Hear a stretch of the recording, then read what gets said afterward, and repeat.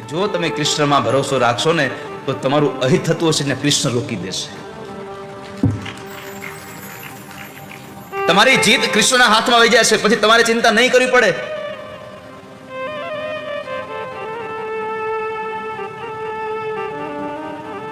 પણ પ્રાય આ સંસારનો માણસ શું કરે છે? મહેનત કરે, મજૂરી કરે, બધું કરે,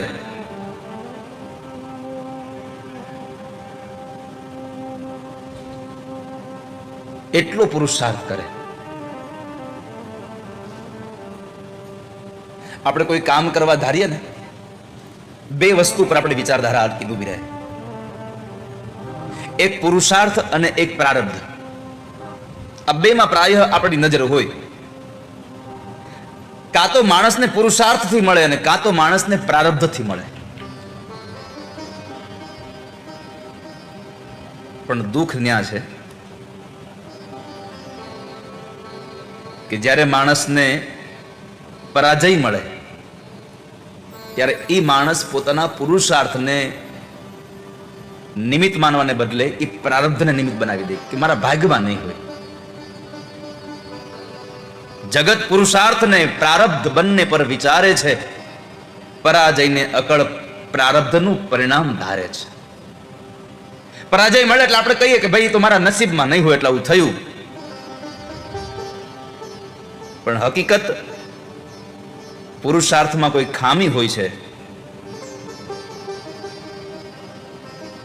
અને કાં તો માણસ પુરુષાર્થ કર્યા વગર બેઠો રહે પ્રારબ્ધના આધારે, એટલે માણસને સિદ્ધિઓ પ્રાપ્ત નથી થતી.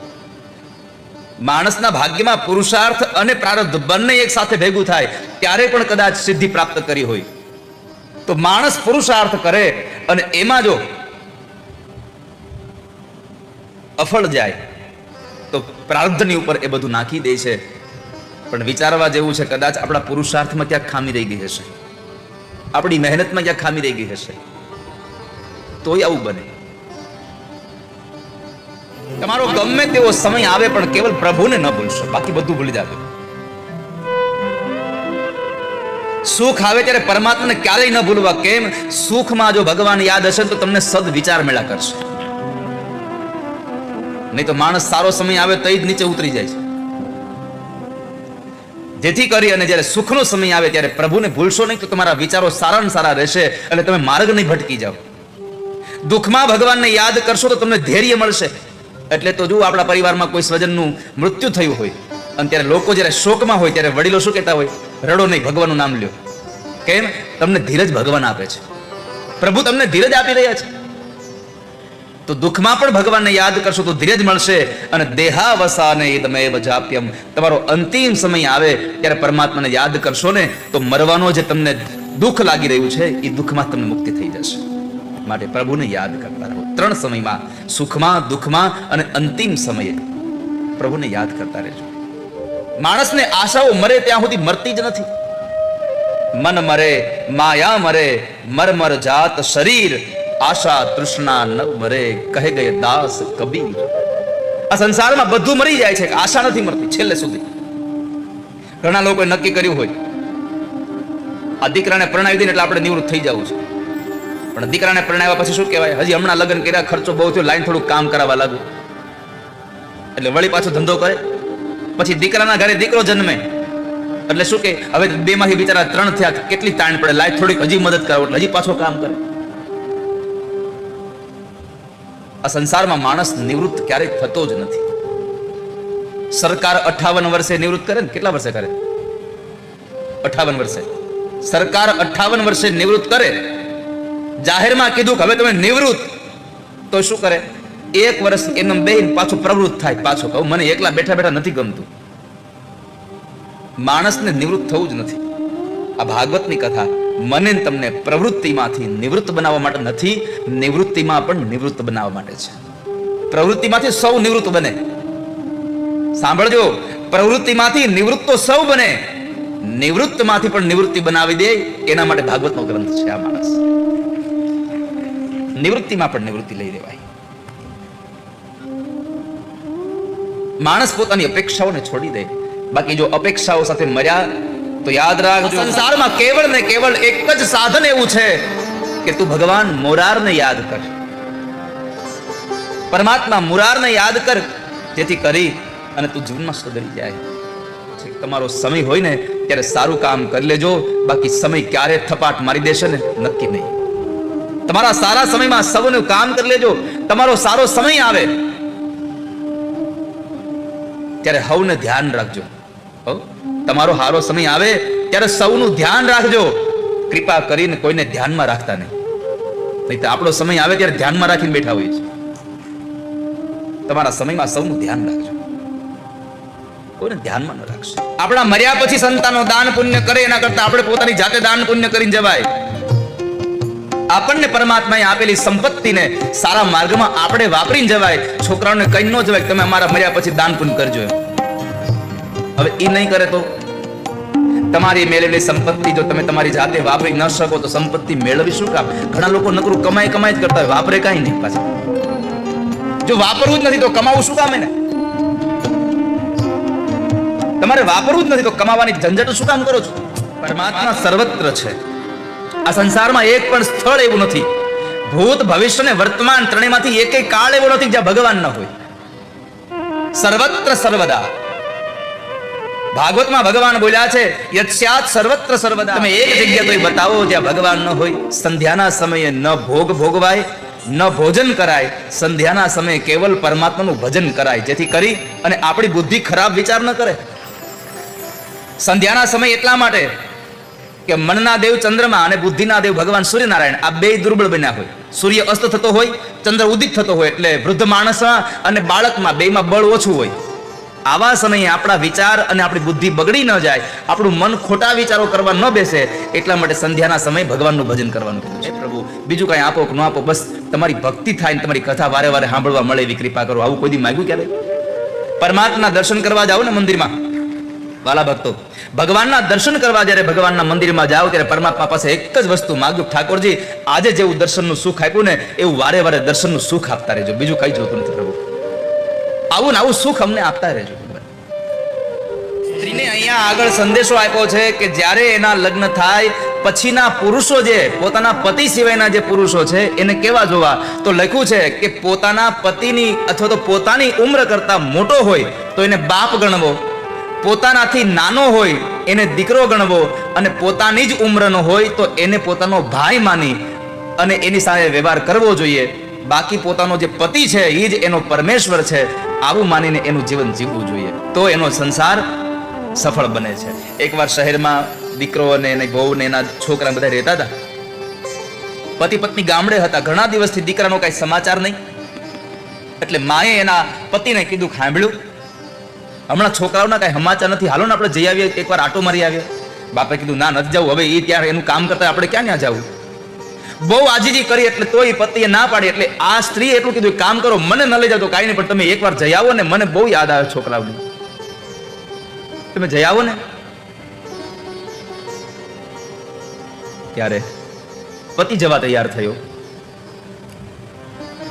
અને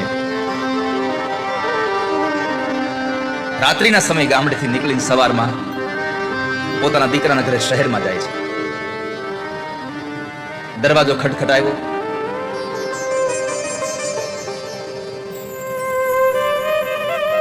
દરવાજો ખોલ્યો. પત્ની મોઢું મચકોડીને અંદર ગઈ રૂમમાં, જાવ આવ્યા છે લ્યો ગામડેથી. દીકરો ઉઠીને બહાર આવ્યો, બાપુજીને આવકાર આપ્યો, બેઠા છે. દીકરો નાઈ ધોઈ અને જલ્દી જલ્દી વયો ગયો. કેમ? દીકરાને ધંધામાં બહુ મોટી ખોટ ગઈ હતી, માથે લેણું થઈ ગયું હતું, મકાનના ભાડાના પૈસા નહીં. અને બાપને આવેલા જોઈને થયું મારો બાપ મારી પાસે પૈસા લેવા આવ્યો છે, મારી ફરજ છે મારા પિતાજીને પૈસા આપવા, પણ અત્યારે મારી પાસે છે નહીં, હું શું જવાબ આપું? એટલે હજી બાપુજી કઈ તૈયાર થાય ને પેલા દીકરો તૈયાર થઈને ઓફિસ વયો ગયો. આખો દી બાપુજી ઘરે હતા. રાત્રે દીકરો આવે છે, જલ્દી જલ્દી જમીને સુવાની તૈયારી કરે. એવા સમયે બાપે કીધું દીકરાને કે ભાઈ મારે તારી હારે બે વાત કરી છે બેટા, મારે બે વાત કરી છે તારી હારે.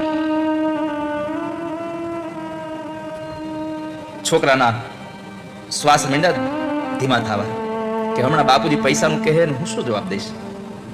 એટલે બાપ પૈસા માગે એની પેલા કીધું, બાપુજી તમને ખબર ન પડે, તમે ગામડેથી અહીંયા આવો, તમે ટિકિટ ભાડાના પૈસા બગાડો એની કરતા પૈસા તમે વાપરતા હોય તો અત્યારે મારે તમને ખબર છે કેટલી ધંધામાં નુકસાની ગઈ છે, મારે છોકરાઓની ફીના પૈસા નથી, મારે ઘરના મકાનના પૈસા નથી, ભાડાના, અત્યારે અમારી પાસે તાણ છે, તમે આ સમયે પૈસા લેવા આવો, તમને જરાય વિચાર ના આવે અમારો? આવું એ બોલી ગયો, જો બાપ કઈક બોલે નહીં તો. અને ત્યારે ગામડેથી આવેલા એ અભણ બાપે ભણેલા દીકરાના ખભા પર હાથ મૂકીને કીધું, દીકરા મને ખબર છે ભાઈ, મને સમાચાર મળ્યા છે કે તું જરા સંકળામણમાં આવી ગયો છે, આર્થિક સ્થિતિ તારી થોડી ખરાબ થઈ છે, મને ખબર છે, પણ એક વાત કહું, હું પૈસા લેવા નથી આવ્યો દીકરા, મને ખબર પડી ને એટલે મારી 10 વીઘા જમીનમાંથી 5 વીઘા જમીન વેચીને તારા માટે પૈસા લઈને આવ્યો છું, તારા માટે હું પૈસા લઈને આવ્યો છું, આલે પૈસા, અને કદાચ આટલા પૈસાથી તારું હજી લેણું ન ચૂકવાય તો હજી 5 વીઘા પડી છે એ વેચી નાખીશું, અને કદાચ એ 5 વીઘાથી પણ હજી જો તારું લેણું નહીં ચૂકવાય ને દીકરા તો હું મજૂરી કરીશ, તને મદદ કરીશ, પણ ખોટો વિચાર ન કરતો કોઈ દિવસ હો. મા બાપ પોતાની સંપત્તિ નહીં પોતાની જાતને વેચીને પણ સંતાનોને ખુશ રાખવાના પ્રયત્નો કરે છે. કોઈ પણ સ્થિતિ આવે તો ભગવાનને યાદ કરજો. સંપત્તિ ગમે તેટલી કમાવો પણ યાદ રાખજો, મહાપુરુષના ચરણની સેવા ન ભૂલશો ક્યારે, સાધુઓના ચરણની સેવા ન ચૂકશો ક્યારે, કેમ કે મહાપુરુષની સેવા મહત સેવામ દ્વાર માહુર વિમુક્તે. આ સંસારમાં મહાપુરુષના ચરણની સેવા તમારા સ્વર્ગનું દ્વાર ખોલી નાખે છે અને કુસંગ તમારા નરકનું દ્વાર ખોલી નાખે છે. માટે સત્સંગ કરજો.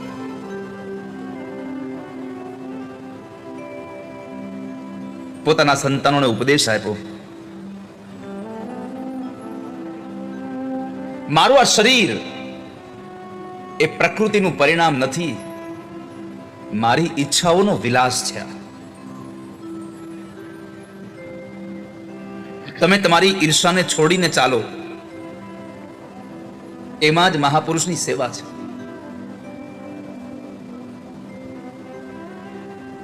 બીજું, આ પ્રજાનું યોગ્ય રીતે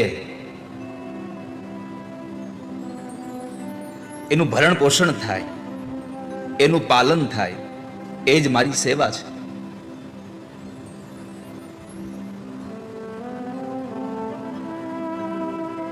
આ સંસારમાં દીકરાઓ સ્થાવર જંગમ આદિ બધા પ્રાણી બહુ છે. મહાભારત થયું કુરુક્ષેત્રના મેદાનમાં. પણ એક વાત કહું વાલા ભક્તો, આ સંસારમાં મહાભારત દરેકના ઘરમાં અને દરેકના મનમાં રોજ મહાભારત થાય છે. એવરી ડે, સ્ટીલ ટુડે લોકોના મનમાં રોજ મહાભારત થાય છે. આપણને થશે કે આ મહાભારત એટલે બીજું કશું જ નથી. સદવૃત્તિ અને આસુરી વૃત્તિનું યુદ્ધ. એમાં ગંધર્વો શ્રેષ્ઠ છે, ગંધર્વો કરતા દેવતાઓ શ્રેષ્ઠ છે. દેવતામાં દક્ષ, દક્ષથી શિવ, તેનાથી બ્રહ્મા, બ્રહ્માથી ઋષભદેવ અને મારાથી બ્રાહ્મણ શ્રેષ્ઠ છે. ન બ્રાહ્મણાન મે દૈતમ રૂપ મે તત ચતુર્ભુજમ. ભગવાન કહે છે કે મને મારા ચતુર્ભુજ બ્રાહ્મણ શરીરથી વધારે પ્રિય નથી. ભગવાને કહ્યું ન બ્રાહ્મણાન મે દૈતમ રૂપ મે તત ચતુર્ભુજમ. આ સંસારમાં હે વૈષ્ણવો સાંભળજો, ભગવાન નારાયણ પોતે બોલ્યા છે કે બ્રાહ્મણ કરતા મને મારું ચતુર્ભુજ રૂપ પણ વધારે વાલું નથી, એટલા બ્રાહ્મણો મને પ્રિય છે. બ્રાહ્મણ સર્વશ્રેષ્ઠ છે. ધર્મથી માણસની ઉન્નતિ થાય, પણ એ ધર્મનું પ્રકાશન તો બ્રાહ્મણથી જ થાય છે. વેદ ગમે તેટલા મૂકી દો, ભાગવતની કથા ગમે તેટલી મૂકી દો, કદાચ કોઈ ભાગવતની કથા કોઈ બીજો વાંચવા બેસે, વાંચી શકે, પણ બ્રાહ્મણનો સંતાન જ્યારે ભગવાન ભાગવતની કથા કરતો હોય અને એની જે આભા ઊભી થાય એ આભા બીજે ઊભી ન થાય, કદાચ ગમે તેટલું ભણી ગણીને વાંચત હોય. મેં ઘણી વાર કહ્યું છે કે ખેડૂતનો દીકરો આમ મુઠ્ઠી ભરે વાવણી કરવા માટે, એના જેવો સાહ બીજાથી ન પડે. એમ બ્રાહ્મણનો દીકરો વેદ મંત્ર બોલતો હોય અને તમારે કદાચ અનુભવ કરવો હોય તો પણ તમને છૂટ છે. એક બ્રાહ્મણના સંતાનને અને એક અન્ય જ્ઞાતિના કોઈ સંતાનને લઈ અને બેને એક જ સ્કૂલમાં ભણવા માટે બેસાડો, પાઠશાળામાં એક જ ગુરુજી પાસે મંત્ર લે અને પછી જ્યારે એ મંત્રનું ગાન બ્રાહ્મણ કરતો હોય અને અન્ય જ્ઞાતિનો કોઈ દીકરો કરતો હોય ત્યારે તમે જ કહેશો કે મજા તો અહીંયા આવી છે. કેમ કે આ મંત્રો બ્રાહ્મણોને વર્યા છે.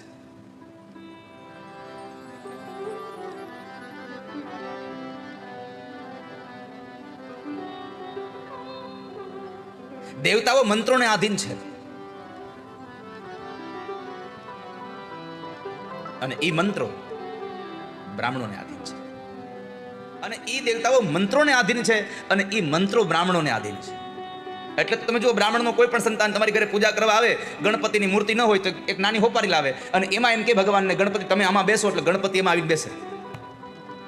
કોઈ પણ દેવનું આહવાન નાળિયેરની અંદર શ્રીફળમાં કરે તો ભગવાન એમાં આવે. કોઈ પણ દેવને એક જળના એક કળશની અંદર આહવાન કરે તો ભગવાન વરુણ એમાં આવે. કેમ?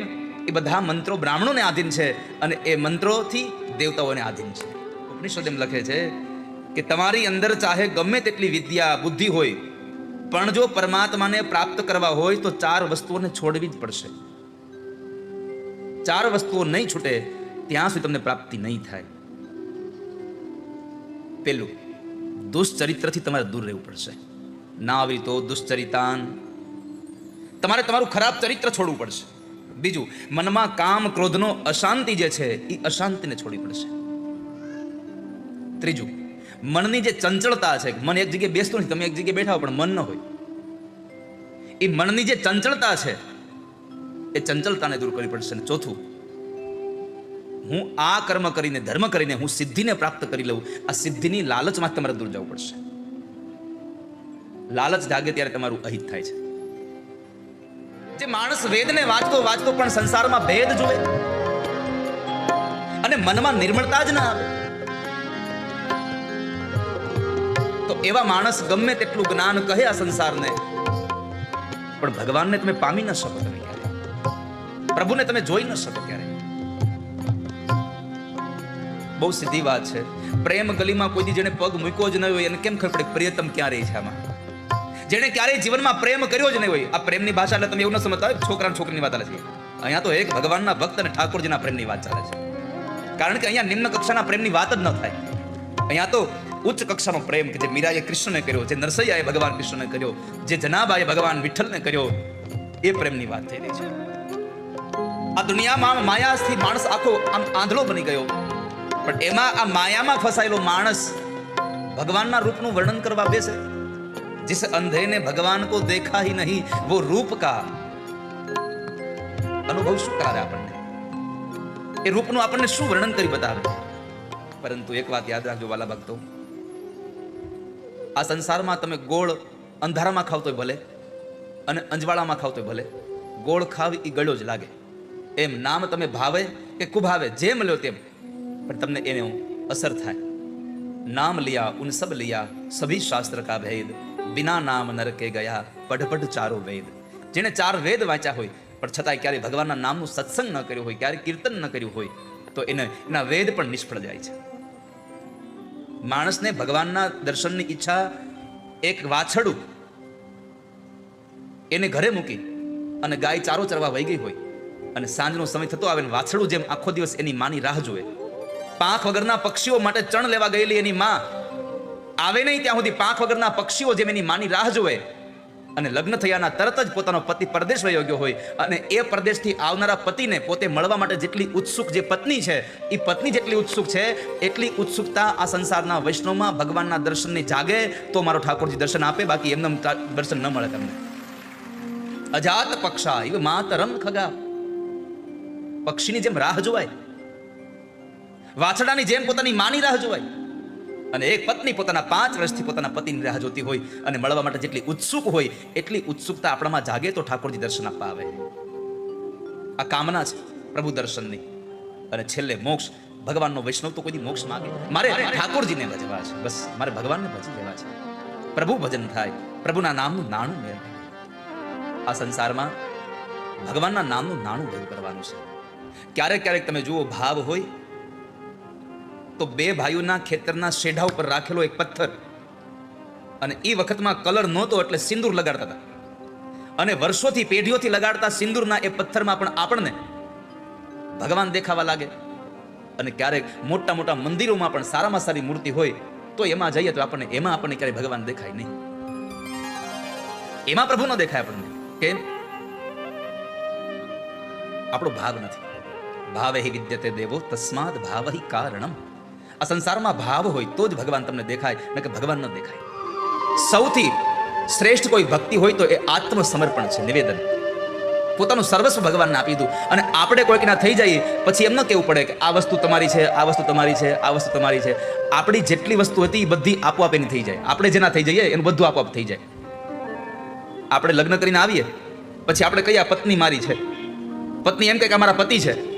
પછી પતિએ ક્યારે લિસ્ટ બનાવ્યું કે આ ઘરમાં પણ તું ભાગીદાર છો, આ હોટલમાં તું ભાગીદાર છો, આ ગાડીમાં તું ભાગીદાર છો?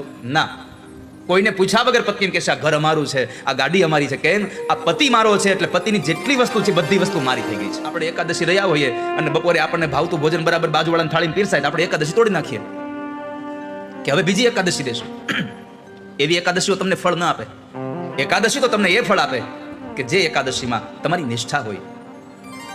ગમે તેવું ભોજન આવે, વ્રત તમે નિષ્ઠાથી રહ્યા હોય, તમારી પાસે કાંઈ ભોજન કરવા જેવું હોય નહીં, અને તમે એમ કહો કે એકાદશી રહ્યો છું, એમાંય ફેર છે. તમારી પાસે 32 ભાતના પકવાન પડ્યા હોય અને તમે બધું છોડીને એકાદશી રહ્યો તો એ એકાદશી પુણ્ય ફળ તમને પ્રાપ્ત કરાવનારી છે. ન હોય તો ઉપવાસ નથી, હોય છતાં પણ ઉપવાસ રહો તે ઉપવાસ છે.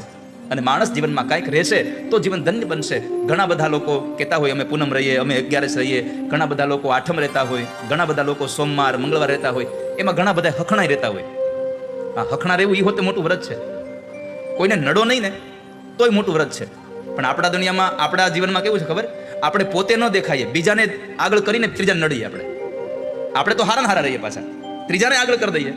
મારી પ્રાર્થના એટલી છે વાલા ભક્તો, તમે જ્યારે કોકને નડવા માટે બીજા વ્યક્તિનો ઉપયોગ કરો છો, ભલે તમે જેને નડો છો એને તમને નથી દેખાતા, પણ મારો ઠાકોરજી જોવે છે. જ્યારે તમને ઈ નડશે ત્યારે તમને હાથ નહીં આવો. એટલે મારી પ્રાર્થના એટલી છે તમને કે જિંદગીમાં ક્યારેય કોઈને નડીએ નહીં, કોઈનું અહિત ન કરીએ. ભગવાન પાસે એટલો સંકલ્પ કરીએ, ઠાકોરજી હું કોઈનું સારું ન કરી શકું તો કાંઈ નહીં, પણ કોઈનું ખરાબ કરું ને એવો વિચાર મને ન આવે એવી બુદ્ધિ મને દેજો. બીજું કંઈ જોતું નથી આ સંસારમાં. હું કોઈનું ખરાબ ન કરું ક્યારેય. કોઈ માણસ આવીને તમારા ભાઈ વિશે તમારા કાનમાં કાંઈ શબ્દ નાખી જાય ને, તો જે માના કુખમાંથી એક ભાઈ જન્મા છો, બે ભાઈઓ, એ ભાઈ ઉપર ભરોસો રાખજો, કોઈના કાન ભંભેરણીમાં ભરોસો ન રાખશો. આ રામચરિત માનસ બતાવે છે. બે ભાઈઓને જુદા કરવાના ઘણા બધા કારણો હોય છે. મેં તો ઘણી વખત મીઠાભાઈ કહ્યું છે, સંસારમાં દીકરો જ્યારે વેવિશાળ યોગ્ય થાય અને એ જ્યારે દીકરી જોવા જાય અને ચારે ભાઈઓ, 2-3 ભાઈઓ હોય, 2 ભાઈઓની પત્નીઓ ઘરમાં આવે એટલે સૌથી પેલું કામ એને એ કરવું જોઈએ, તમારે બેને જેમ રહેવું એમ રહેજો. અમે અમારા મા બાપથી કે અમે 2 ભાઈઓ જિંદગીમાં નોખા નથી થવાના, તમારે જેમ રહેવું એમ રહેજો.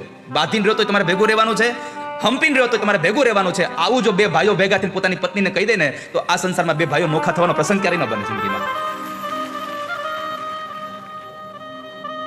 પણ આપણે આપણી કાનમાં આવેલી ખોટી વાતોને, કારણ કે દુનિયાનો નિયમ એક જ છે કે નાની વાતને મોટી કરીને આપણી સુધી પુગાડે છે.